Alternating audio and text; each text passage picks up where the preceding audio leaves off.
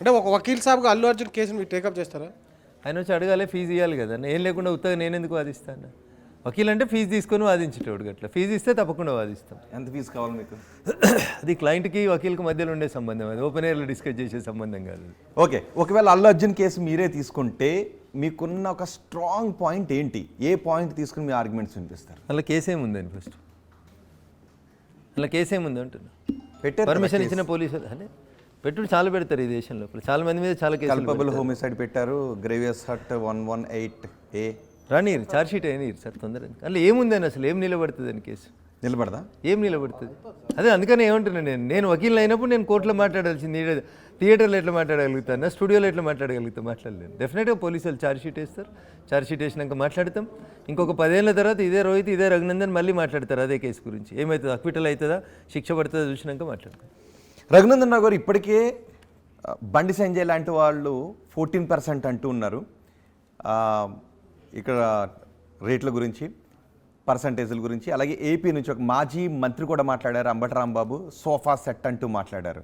So ఎలా చూడాలి దాన్ని? నేను ఇందాకే చెప్పిన సార్, పవన్ కళ్యాణ్ గారు మాట్లాడినా, అంబటి రాంబాబు గారు మాట్లాడినా, ఇంకొకరు మాట్లాడినా, it is none of my business. మీరు నన్ను అడిగితే నా అభిప్రాయం చెప్తాను. వారి అభిప్రాయాన్ని డినే చేసే అధికారం నాకు లేదు. వారు ఏ సందర్భంలో మాట్లాడినరు, వారికి ఏ సోఫా కనబడ్డది, వాళ్ళు మంత్రిగా ఉన్నప్పుడు వాళ్ళ ఇంటికి ఏమైనా సోఫాలు వచ్చినాయా, లేకపోతే వాళ్ళ నాయకుడు ఏమైనా సోఫాలు తీసుకొని సీట్లు ఇచ్చిండా, అవన్నీ నేను ఎందుకు మాట్లాడతా సార్? అది వాళ్ళ పార్టీ, వాళ్ళ ఇష్టం, వాళ్ళు మాట్లాడుకుంటారు.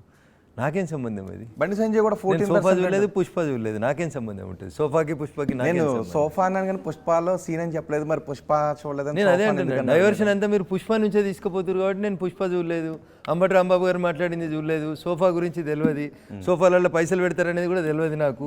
రాంబాబు గారు చూపించారని ఎవరు అంటే నేను విన్నాను అంతే. మీలా ఇట్లే అడిగినారు ఇందాక పొద్దునేదో టీవీ ఛానల్ ఇంటర్వ్యూలో ఇట్లా అడిగితే చెప్పాను నేను. అట్లా సోఫాలలో పైసలు పెడతారని నాకు తెలియదు, మరి రాంబాబు గారికి తెలిసేమో మరి అంటున్నాను. శ్రీధర్ క్వశ్చన్ అడగాలనుకుంటున్నారు. సార్, రఘునందన్ రావు గారు, మీరు ఇందాక మాట్లాడుతూ పవన్ కళ్యాణ్ మీ పార్టీ కాదని అన్నారు. కానీ ఏపీకి చెందినటువంటి ఒక ఎమ్మెల్యే విష్ణుకుమార్ రాజు, బీజేపీకి చెందినటువంటి ఎమ్మెల్యే రేవంత్ చేసినటువంటి దాన్ని సమర్థించి మద్దతు ఇచ్చాడు. ఆయన మీ పార్టీ ఎమ్మెల్యే కాబట్టి మీరు ఎట్లా చూస్తారు? ఇంకొకటి రెండోది ఏంటంటే, భేటీ సీఎంతో భేటీ సినీ ప్రముఖులకు సంబంధించి ఏం జరిగిందంటారు? అక్కడి నుంచి కేసు ఏమన్నా తగుముఖం పట్టిందని అనుకుంటున్నారా? ఈ రెండు సార్, రేవంత్ గారిని కలవడం వల్ల, అంటే ముఖ్యమంత్రి గారిని సినీ ఇండస్ట్రీ వాళ్ళు కలవడం వల్ల కేసు ఏదో వీక్ అవుతుంది, కేసు ఏదో స్ట్రాంగ్ అవుతుంది అని నేను అనుకోను. కేసు ఇన్వెస్టిగేట్ చేయాల్సింది రేవంత్ రెడ్డి కాదు, ఫిల్మ్ ఇండస్ట్రీ వాళ్ళు కాదు, పోలీసు వాళ్ళు చేస్తారు. సాక్ష్యాలు ఆధారాలు ఉంటే వాళ్ళు ఛార్జ్షీట్ ఫైల్ చేస్తారు, ఖచ్చితంగా ఫైల్ చేస్తారు. ఇలా కాకపోతే నెలకు ఫైల్ చేస్తారు, ఛార్జ్షీట్ ఫైల్ చేయాల్సిందే.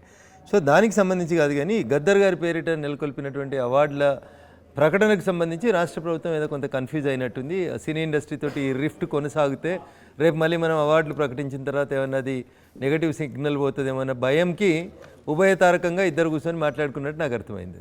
ఇంకొకటి, విష్ణుకుమార్ రాజుకు సంబంధించి మీరు స్పందించలేదు. విష్ణుకుమార్ రాజు గారు ఏమన్నారు? ఆయన అన్నది రేవంత్ చేసింది సమర్థిస్తున్నాం, రేవంత్కు సంబంధించి అక్కడ తీసుకున్న చర్యలు సరైనవి అల్లు అర్జున్ విషయంలో అనేటట్టు మాట్లాడండి. మీ ఎమ్మెల్యే, మీ బీజేపీ ఎమ్మెల్యే దూరంకి వెళ్ళి చూసారు కదా, వైజాగ్ నుంచి చూసుంటారు విష్ణుకుమార్ రాజు గారు. హైదరాబాద్కి వచ్చి అంటే ఆయన కైన్ను మిడిల్లో చూసినట్టారా, అటుపక్క ఇటుపక్క కాకుండా? అదే దూరం నుంచి చూసారు కాబట్టి వారికి సబ్జెక్ట్ పూర్తిగా తెలియక ఏమన్నా అన్నారేమో, నేను వినలేదు. వారు ఏమన్నారో నేను వినలేదు. వారు సీనియర్ ఎమ్మెల్యే, వారు అట్లా మాట్లాడతారని కూడా నేను అనుకోను.